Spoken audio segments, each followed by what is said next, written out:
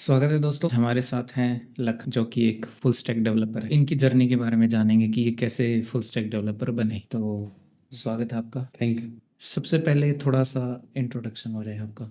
नमस्कार दोस्तों, मेरा नाम लखन है। मैं as a full stack developer company है दिल्ली में, वहाँ पे काम कर रहा हूँ और मुझे अभी 5 ईयर एक्सपीरियंस हो गए हैं। तो थोड़ा अपनी एजुकेशन के बारे में भी बताएं, मतलब एजुकेशन वाइज आपने क्या किया हुआ है। मैंने बीएससी कंप्यूटर साइंस ग्रेजुएशन में की हुई है। तो मेरी पहले मैंने नॉन मेडिकल ले ली थी, पहले मेरे को गाइडेंस वगैरह नहीं मिली थी इसलिए। तो फिर मैंने सोचा कि अभी मेरे को कंप्यूटर साइंस लेनी चाहिए, तो मैंने बाद में स्विच कर दिया था कंप्यूटर साइंस में। सॉफ्टवेयर वाली जर्नी कैसे स्टार्ट हुई।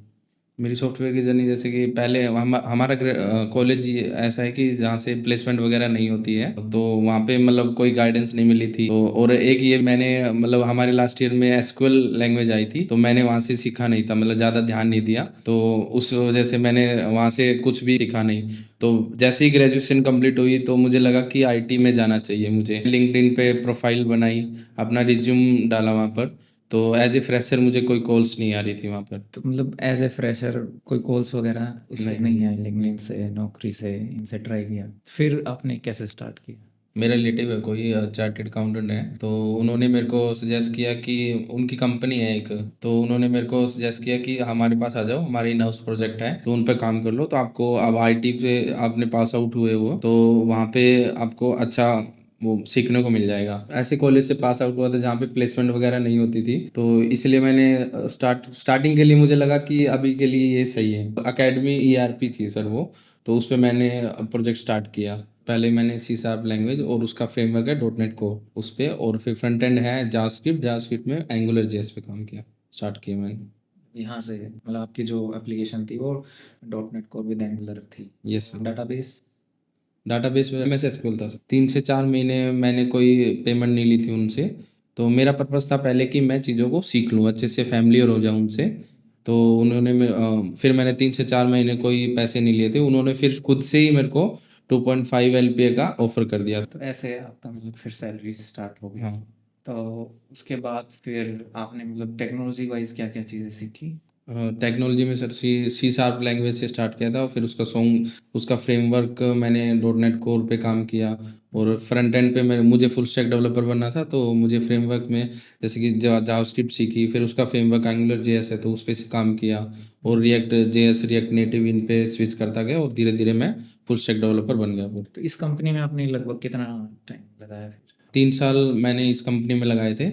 2.5 एलपीए ऑफ़र था, तो उस पे ही मैंने 2.5 एलपीए ही मैंने 3 साल काम किया था। तो फिर आपको ऐसा नहीं लगता कि 2.5 एलपीए पे 3 इयर्स रहे। नहीं सर, क्योंकि मुझे एक स्टार्टिंग चाहिए थी, तो इसलिए मेरे को 2.5 एलपीए भी इनफ ही लगा था उस टाइम। क्योंकि कोई मौका ही नहीं दे रहा हाँ, था। कोई मौका ही नहीं था। एज़ ए फ्रेशर कोई कॉल ही नहीं आ रही थी। लिंक्डइन पे, naukri.com पे सब जगह अप्लाई किया था। इंग्लिश मुझे समझ सकते हो कि मुझे इंग्लिश भी नहीं थी, क्योंकि ग्रेजुएशन भी मेरी हिंदी में थी। तो एचआर राउंड होते थे तो उनमें ही फेल कर दिया जाता था, इसलिए मेरे को 2.5 एलपीए भी इनफ लगा था स्टार्टिंग के लिए। तो फिर उसके बाद फिर आपने मतलब चेंज किया तो क्या, मतलब कैसे प्लान किया चेंज, और कितने इंटरव्यूज दिए, कितने फेल हुए, पास हुए। तो मैं जिस कंपनी में काम कर रहा था तो वो मेरे रिलेटिव्स में थी, तो उन्होंने बोला कि 3 इयर्स हो गए, उनका ही प्रोजेक्ट फिनिश हो गया था। तो उन्होंने बोला कि अब तुम्हें आगे ट्राई करना चाहिए, दिल्ली, गुड़गांव अच्छी-अच्छी कंपनियाँ हैं तो आपको अच्छा पैकेज मिल जाएगा, तो वहाँ ट्राई करो। तो उन्होंने मेरे को सजेस्ट किया। फिर मैंने वहाँ से naukri.com पे फिर से अप्लाई किया, तो 3 ईयर एक्सपीरियंस हो गया था। तो कॉल्स आनी स्टार्ट हो गई थी। मतलब कॉल्स आनी। अब की बार मतलब भर भर के कॉल आने लगे। हाँ, हाँ, इस बार अभी फुल कॉल्स आई थी। तो उन्होंने वही इंग्लिश का इशू था तो स्टार्टिंग से, तो मैंने एचआर राउंड होता था, तो ठीक से इंट्रोडक्शन भी नहीं दे पाता था, तो उसी में फेल हो जाता था। कम से कम 100 से 150 इंटरव्यू मेरे फेल हो गए। मतलब इंटरव्यू दे दे के ही मैं सीख गया था कि कैसे इंटरव्यू देना है, इंट्रोडक्शन कैसे करना है। तो उतनी इंग्लिश आ गई थी कि मैं इंटरव्यू दे पाऊँ आगे। अच्छा, मतलब अलग से स्पेशल इंग्लिश कहीं से नहीं सीखी, हाँ। बस उन्हीं का ही सुन सुन के कि वो क्या यस पूछ सर, रहे वो क्या हैं, पूछ रहे हैं, कैसे वो मतलब क्वेश्चन करते हैं। मतलब वो क्वेश्चन पूछते थे तब भी मेरे को समझ में नहीं आता था कि उन्होंने पूछा है। नॉलेज तो थी, 3 इयर्स एक्सपीरियंस हो गया था, तो मुझे नॉलेज सारी थी, बट मैं बता नहीं पाता था क्योंकि इंग्लिश में वो क्वेश्चन होते थे, तो उनको मैं अच्छे से समझा नहीं पाता था। तो एक इंग्लिश होती है, तो इंग्लिश में मतलब क्या होता है कि हाइक भी ज़्यादा मिल जाता है। तो हाइक के भी मतलब मैं ज़्यादा अप्लाई भी नहीं किया था, 100% हाइक मांगी थी। तो उनको एज ए 3 इयर्स एक्सपीरियंस पे भी उन्होंने 100% हाइक दे रहे थे। बट इंटरव्यू क्लियर नहीं हो रहे थे इंग्लिश की वजह से। एक इंटरव्यू क्लियर हो गया, उन्होंने 100% हाइक दी थी मेरे को, अब वहाँ ज्वाइन कर लिया। ठीक है। अच्छा, एक चीज़ है कि जैसे मान लो आपने भी मिस्टेक करी है कि एज़ ए फ्रेशर आप, अच्छा, चैलेंज आया, मतलब यस। आपको चैलेंज आया, तो क्या मतलब मिस्टेक आपको लगता है आपने करी अपनी ग्रेजुएशन में कि जो आपको हाँ, नहीं करनी चाहिए थी? यस सर, वो ग्रेजुएशन से मिस्टेक हो गई थी। हाँ, लास्ट ईयर मेरे को एसक्यूएल और डीबीएमएस के सब्जेक्ट्स आए थे, तो वहाँ पे टीचर्स आते थे पढ़ाने के लिए, तो हम उसको सीरियस नहीं लेते थे, तो वहाँ से मैंने सीरियस नहीं हुआ मैं, क्योंकि वहाँ से वही चीज़ें, जब मैं कंपनी में गया तो वापस मेरे को वही चीज़ें पढ़ने मिली थी, तो मेरे को लगा कि वो मैंने पहले वो गलती कर चुका हूँ। अगर वहाँ पे गलती नहीं की होती तो क्या पता मेरे को अच्छी अपॉर्चुनिटी मिल जाती। इस वजह से मेरे को लगा कि ये तो अगर मिस्टेक, वो पहले कर लेते हाँ, तो पहले मतलब पहले अगर वो पहले कर लेते तो अभी कुछ हेल्प हो जाती। एक मिस्टेक और की थी मैंने कि लास्ट ईयर में प्रोजेक्ट्स बनाने होते हैं, सबमिट करने होते हैं। अगर आप बीसीए कर रहे हो तो लास्ट ईयर में एक प्रोजेक्ट देना होता है, सिनॉप्सिस वगैरह बना के। तो वो अगर मैं पहले बना लेता और मतलब कहीं से बनवा के और पैसे दे के बनवा के मेरे को सबमिट नहीं कराना होता, तो ये 3 से 4 महीने जो मेरे वेस्ट हुए कि बिना पेमेंट के ही मैं काम कर रहा था, तो वो मेरे को नहीं करना पड़ता। मेरे को क्या पता 2.5 एलपी मिल जाता। मतलब ये है कि जो हम ग्रेजुएशन में हमारे प्रोजेक्ट्स होते हैं या हाँ, उनको सीरियस लेना चाहिए। सब्जेक्ट होते हैं उनको ढंग से करो। हाँ, करना चाहिए। प्लेसमेंट चाहिए, और प्लेसमेंट नहीं हो रही तो उसके बाद भी जॉब लेना तो इजी हो जाता है। हाँ। एक ये एज ए फ्रेशर जो है, मतलब ऐसा बोलते हैं कि बहुत कॉल्स जो हैं कम आती है, तो उसका क्या मतलब क्यों, क्या कारण है कि कॉल्स कम क्यों आती हाँ, कम मतलब क्योंकि कंपनी बड़ी-बड़ी कंपनियाँ होती हैं, उनके बड़े-बड़े प्रोजेक्ट्स होते हैं और काफ़ी क्लाइंट एंड भी प्रोजेक्ट्स होते हैं। काफ़ी कंपनियों में ऐसा होता है कि आप डायरेक्ट क्लाइंट टू क्लाइंट ही काम करते हो। तो इस वजह से फ्रेशर वो कोई रिस्क लेना चाहता है, फ्रेशर्स एज़ ए फ्रेशर। तो इसलिए कंपनियाँ क्या करती है कि कॉल्स ही नहीं करती फ्रेशर्स को। है? वो एक्सपीरियंस ही डिमांड हाँ, करती एक्सपीरियंस ही डिमांड करती है। तो है। पहले आपको वही दिक्कत आ रही थी, हाँ, फिर वही। आपका वहाँ पे एक्सपीरियंस बन हाँ, गया, जैसे ही एक्सपीरियंस हुआ उनकी फुल कॉल आने लगी। फिर कॉल आने लगी। तो मतलब आप कह रहे हो लगभग 150 इंटरव्यू दिए हैं तब हाँ। जाके कुछ। मैं यहाँ पे यही कहना चाहूँगा कि आपको हार नहीं माननी है। अगर आपके 2 इंटरव्यू, 10 इंटरव्यू, 20 इंटरव्यू हाँ। खराब हो गए, कोई दिक्कत नहीं है।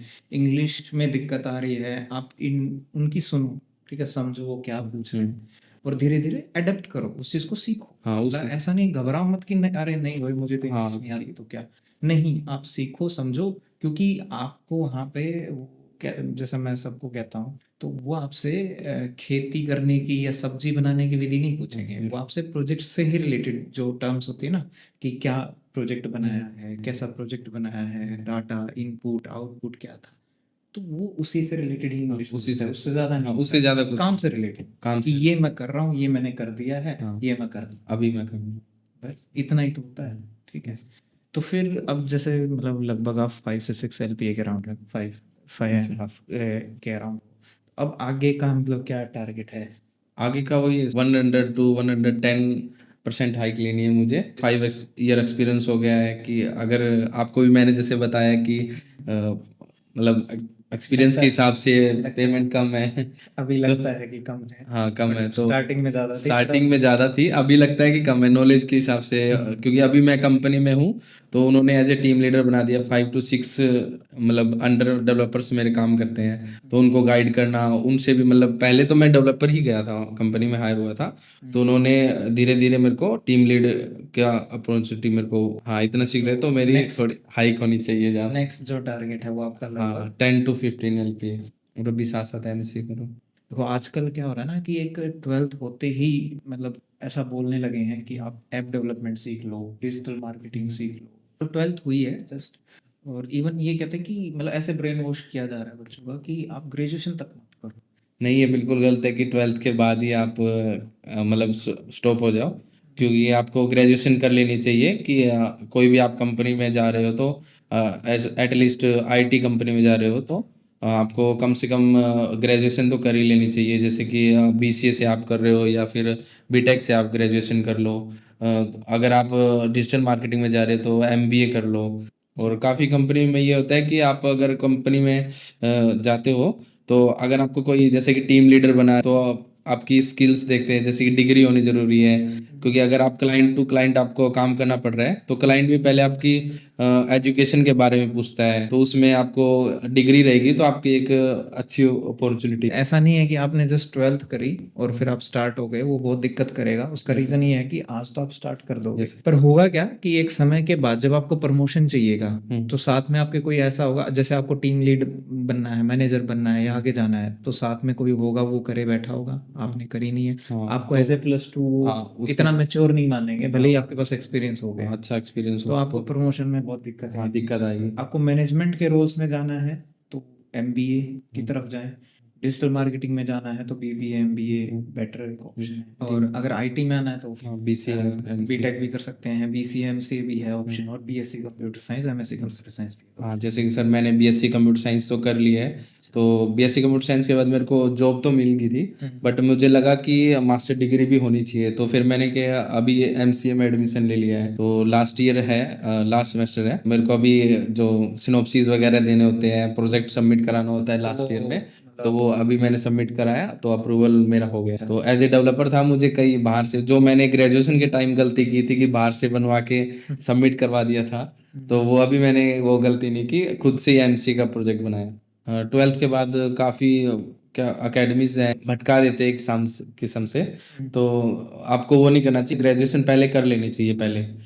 तो आपको क्या कि आपका पैसे भी पहले, मतलब आप Waste 12th के बाद जा रहे हो तो वेस्ट हो रहे हैं आपके पैसे भी, क्योंकि वो भी अकेडमी वाले ज़्यादा मतलब पैसे मांगते हैं सिखाने के लिए कि आपको डेवलपर्स बना देंगे हम, आपका 10 एलपीए हो जाएगा तुरंत लगते ही। हाँ, तो +2 पास तो वैसे ही दिक्कत है ना। हाँ, +2 पास तो आपको ग्रेजुएशन करनी चाहिए। आगे ग्रेजुएशन या पोस्ट ग्रेजुएशन तक जाएं, हाँ। मतलब ग्रेजुएशन एटलीस्ट। हाँ, ग्रेजुएशन एटलीस्ट कर लेनी चाहिए। एक ये होता है ना कि जैसे पहले क्या होता था ना कि बीटेक कंप्यूटर वाले ही, मतलब या बीसीए कंप्यूटर एमसीए कंप्यूटर से करते थे वो, तो वही डेवलपर बनते थे। अभी देखो एक होड़ चली हुई है कि हर कोई कोई मैकेनिकल से है, अदर इंजीनियरिंग से है, सॉफ्टवेयर डेवलपर बनने में लगा है, या कोई बीए एमए एमएससी ये सब करके वो भी डेवलपर बनने में लगे हुए हैं। तो बनना अच्छी बात है, काम आता है तो अच्छी बात है, बट एक चैलेंज यहाँ पे ये हो सकता है कि अगर सभी एक तरफ आने लग गए हैं तो कहीं ऐसा तो नहीं है कि जॉब्स की दिक्कत आएगी फिर अब आगे। नहीं, अभी तो 5 to 6 ईयर अभी आगे चल के काम तो बहुत है, बट एक ये है कि अच्छा होता है कि आप कंप्यूटर लाइन से ही हो, तो ताकि आपको कोई दिक्कत ना हो। अभी के लिए तो मैं इतना ही कहूँगा कि अभी के लिए तो जॉब्स काफ़ी है, आगे वाला आने वाले टाइम में किसको पता है कि क्या रहे, जॉब रहे ना रहे, ऐसे कुछ। बट अभी तो है। हाँ, अभी तो काफ़ी अपॉर्चुनिटी है, हाँ, कैंडिडेट्स नहीं मिले कंपनियों को, तो अभी के लिए तो बीए एमसीए जो भी है कर रहे हो ग्रेजुएशन पे, मतलब एक्सपीरियंस देख रहे हैं अभी तो काफ़ी कंपनियां। और हाँ, अगर आप ज़्यादा हो गई है संख्या तो ये हो सकता है कि थोड़ा फिल्टरिंग, मतलब या तो एक्सपीरियंस बेस पे होनी स्टार्ट हो जाएगी, या फिर आपकी स्किल बेस की, भाई आपकी नॉलेज थोड़ा, मतलब क्योंकि इंटरव्यू के लेवल्स बढ़ जाएंगे। हाँ, जैसे जैसे कंपटीशन होता है, पहले उसी एक राउंड हो रहा था, फिर 2 round, 2 round 3 3 round, round. 4 round होने स्टार्ट हो जाएंगे। हाँ, तो बट अगर आपको नॉलेज है तो आप फिर भी हाँ, कंटिन्यू कर सकते। हाँ कंटिन्यू कर लोगे। तो अब जैसे मान लो कोई सॉफ्टवेयर डेवलपमेंट की जर्नी अपनी स्टार्ट करना चाह रहा है एज ए फ्रेशर, ठीक है, तो उसे क्या ध्यान रखना चाहिए, कैसे स्टार्ट करना चाहिए? जैसे सबसे पहले तो मतलब वही है कि आप ग्रेजुएशन के टाइम ही अपने 2 से 3 प्रोजेक्ट ऐसे करो, जिससे कि आगे आपका एक्सप्रेशन, मतलब या कंपनी आपको कहे कि हाँ बढ़िया काम किया है। और एक पहले सबसे पहले तो एक लैंग्वेज डिसाइड कर लो, जैसे आपको फ्रंट एंड डेवलपर बनना है तो जावास्क्रिप्ट से आप जा सकते हो, HTML CSS जावास्क्रिप्ट से आप आगे आगे कंटिन्यू कर सकते हो। तो अगर आपको बैक एंड डेवलपर बनना है तो आप C# लैंग्वेज से .NET कोर आगे आप कंटिन्यू कर सकते हो। तो 2 से 3 प्रोजेक्ट ऐसे हो जो काम के हो, मीनिंगफुल हो, और जैसे कि जिसको आप डिस्क्राइब भी करो किसी कंपनी को या फिर किसी को, जो लगे कि हाँ इन्होंने ऑथराइजेशन वगैरह में, ऑथेंटिकेशन में अच्छा, इन्होंने अच्छी पकड़ है इनकी। फॉर एग्जांपल जैसे एम्प्लॉय मैनेजमेंट हो गया, पेरोल मैनेजमेंट हो गया, ऐसे आप पहले डिसाइड कर लो। और एज ए फ्रेशर आपको कंपनी में जाना है तो कोई ना कोई कंपनी ऐसी ढूंढो, कोई रेफरेंस, आपको एक प्रकार से एक छत मिल रही है, स्टार्टिंग पॉइंट मिल रहा है वहाँ से, तो आपको एज ए फ्रेशर वहाँ ज्वाइन कर लेना चाहिए। तो फिर अब सॉफ्टवेयर, अभी जैसे कोई सॉफ्टवेयर जर्नी अपनी स्टार्ट करना चाह रहा है, ठीक है, तो जैसा कि आपको चैलेंज आया था कि कॉल्स नहीं आ रही थी, अप्लाई करा इतना सारा। तो अभी जो स्टार्ट कर रहे हैं ना, उनको दिक्कतें तो ये आएंगी कि कॉल्स वॉल्स नहीं आएंगी। तो उनको किन किन चीज़ों का ध्यान रखना है, जैसे प्रोजेक्ट से रिलेटेड, और फिर अगर नहीं कॉल्स आ रही है ज़्यादा तो वो क्या करें? वही छोटी कंपनी ढूंढ लो कोई, सबसे पहले वही 2 से 3 प्रोजेक्ट ऐसे बनाओ कि आपको जिसमें अच्छे अच्छे टॉपिक लगे हो। आप अगर इंटरव्यूअर को एक्सप्लेन करो कि ऑथराइजेशन ऑथेंटिकेशन आपको आता हो अच्छे से, आपका एक्सप्रेशन इंटरव्यूअर को अच्छा जाए कि उसने 2 से 3 प्रोजेक्ट ऐसे बनाए हैं। अच्छे हाँ, अच्छे के प्रोजेक्ट बनाए हैं। और ऐसी कंपनी, कोई बड़ी कंपनी से कॉल नहीं आ रहा है, कहीं आप ज्वाइन नहीं कर पा रहे हो, तो कोई छोटी कंपनी भी आप चूज कर सकते हो। 2 से 3 LPA से भी आप स्टार्ट कर सकते हो स्टार्टिंग से। हाँ, बाद में तो आपको हाइक मिल ही जाएगा। हाइक आपको 150 से 200% भी मिल जाएगा, आपके एक्सपीरियंस और स्किल्स के हिसाब से। मैं उम्मीद करता हूँ कि जो देख रहे हैं, जो फ्रेशर्स हैं या जो सॉफ्टवेयर जर्नी स्टार्ट कर रहे हैं, उनको कुछ ना कुछ हाँ, हेल्प हुई होगी। हेल्प हो इससे। तो उम्मीद करता हूँ कुछ टेंशन है, जो स्ट्रेस है वो खत्म होगा। और अगर आपको एक डीएसए को लेके अगर टेंशन है कि डीएसए में क्या पूछा जाता है, कितना पूछा जाता है, डीएसए कितना इंपॉर्टेंट है, तो उसकी मेरी एक और वीडियो है, वो आप देख सकते हैं। चलिए मिलते हैं नेक्स्ट वीडियो में। धन्यवाद।